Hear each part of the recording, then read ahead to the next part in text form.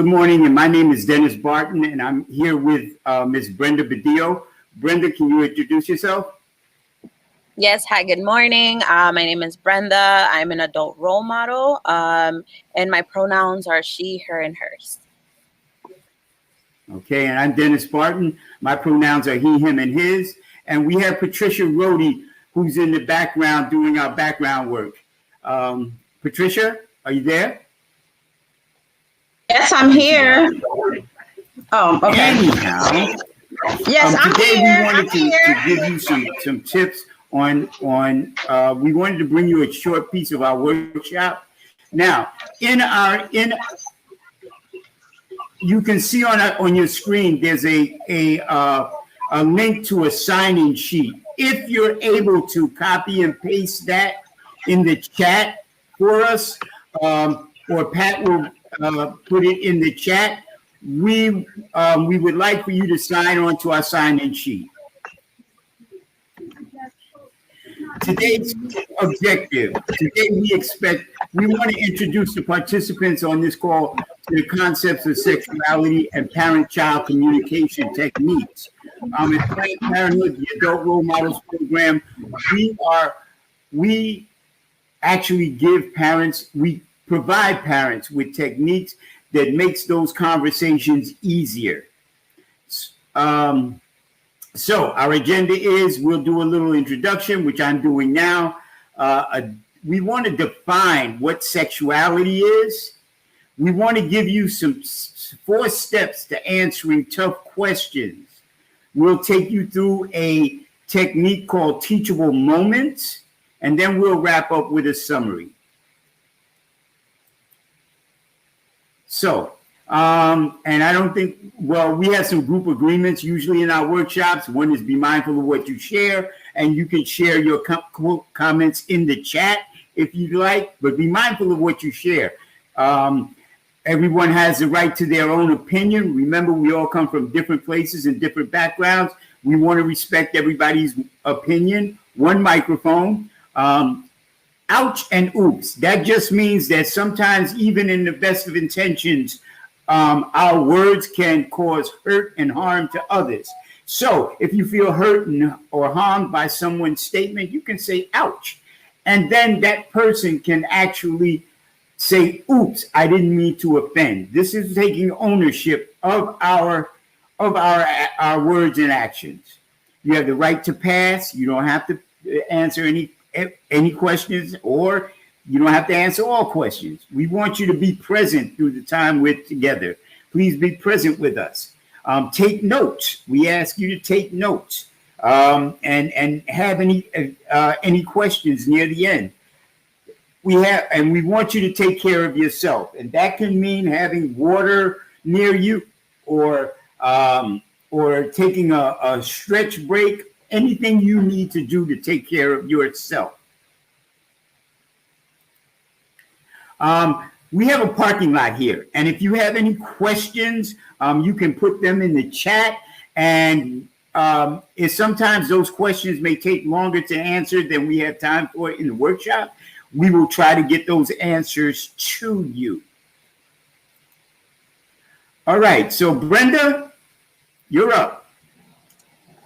Thank you, Dennis. So typically in our workshops, we like to ask before we get anywhere is for us to think about what sexuality is. Because in order for us to actually be able to have conversations, we should actually know some meanings of what the term sexuality is.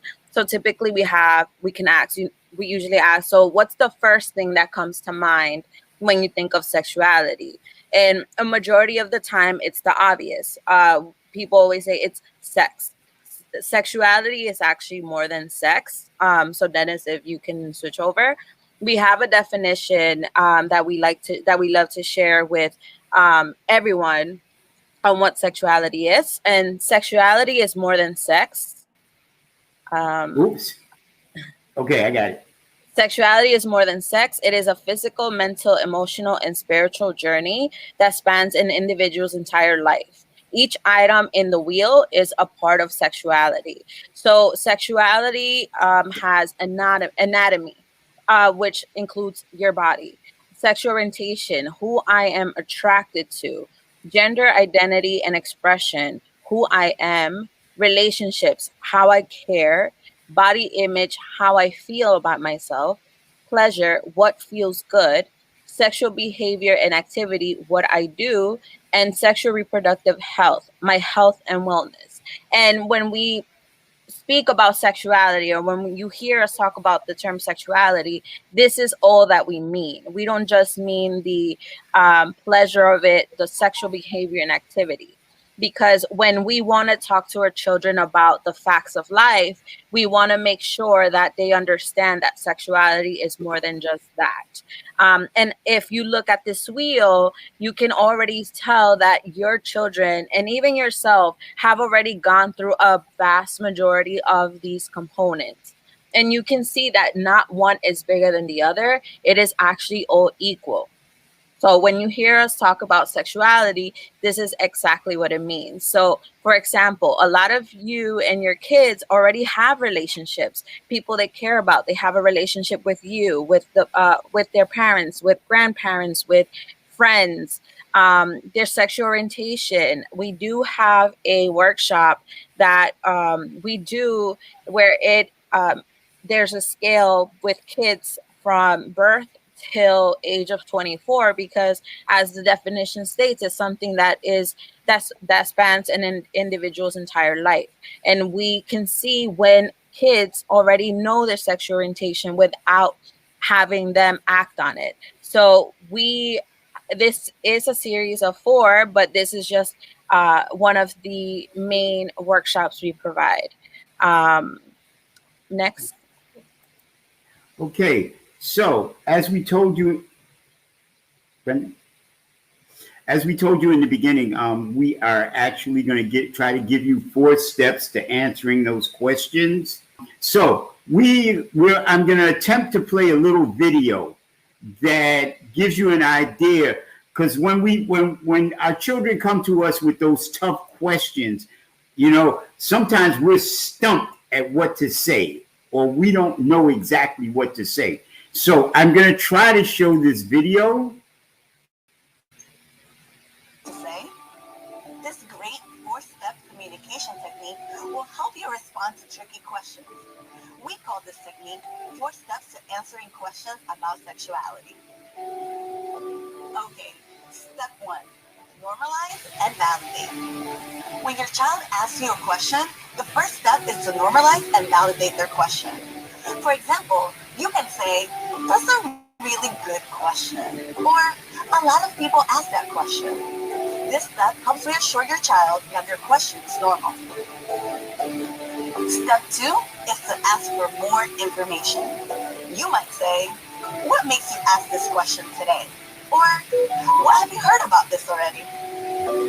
This step helps you find out how much information your child already has. It also gives you a sense of their understanding and language around the topic so that you can better answer their question. Steps 1 and 2 also have the added bonus of buying us some more time to think before we jump into answering.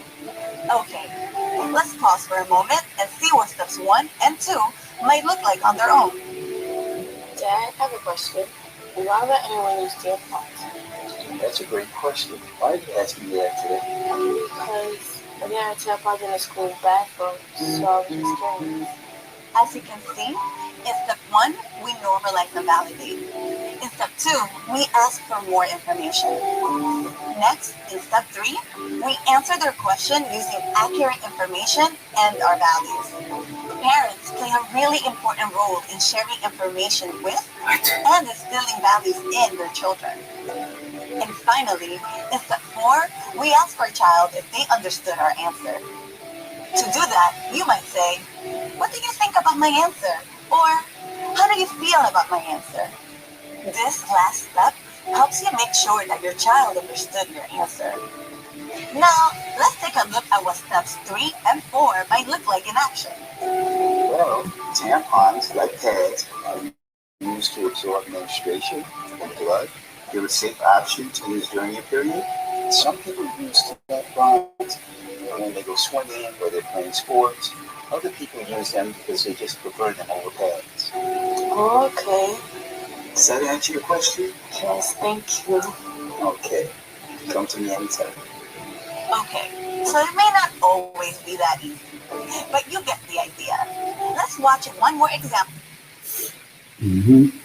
So that was one example of how to use teachable moments. So we want to make sure that when we're using teachable moments, that we always ask, listen, and share. So, step 1, normalize and validate. Number 2, ask for more information. Number 3, answer the question. And number 4, check for understanding. We usually do a role play here, but we're not going to do that today because there's no participation here. So we have one more video to share with you, and this one is called Teachable Moments. So I want to bring this up, and teachable moments are everyday opportunities that you can use to find out what your children or your teens are thinking. Hi, thanks for watching. Today, we're going to be talking about how parents can talk to their children about sexuality. We'll share a communication technique that can help you talk about these important topics with the young people in your life. Talking to our children about sexuality is important. Sometimes our kids come to us with questions, and other times they don't. During the teen years, it's normal for kids to seek more independence, which means they may not be as quick to talk. So, how can we start conversations with our kids when they're not asking questions? We can create something called a teachable moment. Teachable everyday opportunities that we can use to hear what our children think about a sexuality topic and share healthy messages with them. For example, we can create a teachable moment where we're watching a show with our child that deals with a sexual situation, or when we're listening to music that has a message about sexuality, or when something happens in the news that's related to a sexuality topic. All of these are everyday occurrences that can turn into a teachable moment. So, what do we do when a teachable moment pops up? Simple. We ask, listen, share. First, we ask a question that encourages our child to share their views on the topic. For example, we might ask, what do you think about that show with the teen parents? Next, we listen to our child's thoughts and feelings about the topic. Sometimes we're quick to jump in and start talking. The idea here is to really listen to what our children think, feel, and know already. After we've listened, then we can share our values and accurate information about the topic. Simple, right? Ask, listen, share. Now that you get the idea, let's see what a teachable moment might look like in action. Wow, what did you think about that scene? Kevin and Taylor start off with a kiss and ended up having sex. I don't know. What do you mean? Well, do you think they were ready to have sex? I don't know. I mean, it seems like they were really into each other, but they didn't know each other that well. They just met. Yeah, I thought that too. I also noticed that they didn't talk about having sex beforehand. It just kind of sort of happened. I hope that when you're ready to have sexual relationships with someone, you talk to them first about the responsibilities that come along with sex, like using condoms to prevent STIs and pregnancy. Yeah, of course, but it's just a show, Mom. It's not supposed to be a health class. I know. Anyway, let's watch the next show. So, what did you think? Did you notice how the parent turned an everyday moment into an opportunity to start a conversation? By asking her child what he thought about the scene in the show, she was able to hear what her son thought and also got to share her values, along with some health information too. So that's the teachable moments technique. When an everyday opportunity pops up to start a conversation about sexuality, we can ask, listen, share. And just in case you happen to be thinking, what if I can't remember the technique to ask, listen, share when I'm in the moment? That's okay. The most important thing to remember when we're talking to young people about sensitive topics like sexuality is to use a warm tone of voice. How we say what we say is just as important as what we say. Remember the music of your message. When you hear a song you like, even though you may not remember all the lyrics, you remember the beat, the melody, and the way it made you feel. It is the same when we talk to young people about sexuality. They may not remember everything we've said, but they remember how it made them feel. And that determines whether they come back to us again. Oh, and one final tip for parents. If you try to have a teachable moment and the conversation doesn't go as well as you hope, that's okay.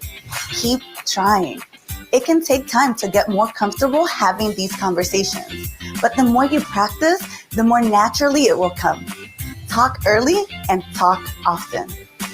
Well, that concludes our video for today. We hope that you learned something new, and we wish you the best as you continue talking with your children about their sexual health. You've got this.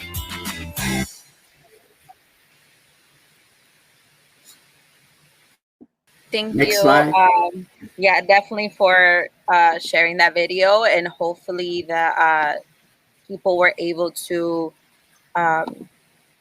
learn from this technique. We're definitely going to continue. Just give me 1 second. Okay, so hopefully the videos were able to give some insight on techniques that we can do to open up those conversations. Again, just remember that, you know, sometimes there's things where even ourselves, when we listen to music, we remember the melody, but we don't really remember the words to it. And that's okay, because again, it as long as we are planting those seeds with them, then it should be good in order for them to just keep remembering it. Remember to also be careful with the tone of voice. It is very different when we say, "What are you doing?" to, "Oh, what are you doing?" So again, the tone of our voice is definitely something that we want to be mindful of. Do use anything that you have around to always have conversations with, as we just saw with teachable moments. It could be anytime, anywhere, because as you know, we cannot protect our kids from anything. We could be in a bus stop and there might be things that might come up. So we can either use that time to as well use it to start conversations. Definitely together, be with your kid and find out information. If there are things that you don't know yourself, it is okay to be with your child and look up the information together as a way to also spend time with them. Do start as early as possible. But again, if you have not started, it's okay. You can start now. There is a thing as a personal question, and it's okay to also have our kids understand that if they ever ask us, for example, if one day they might come up and say, "Oh, hey mom," or "Hey dad, when did you lose your virginity?" and so on and so forth. So that is a very personal question, but one way that we can answer that question without answering it personally, we can say something as, "That is a personal question, but kids your age do start losing their virginity at certain points." So again, we didn't lie about the information. We just show them boundaries, that there are personal questions that they don't have to answer if they don't feel comfortable. And again, this is our website for anyone who is interested in seeing the full videos for our 4 steps and our teachable moments. This is the website can take you there, but it also provides information about our health services. Dennis, do you want to take over here?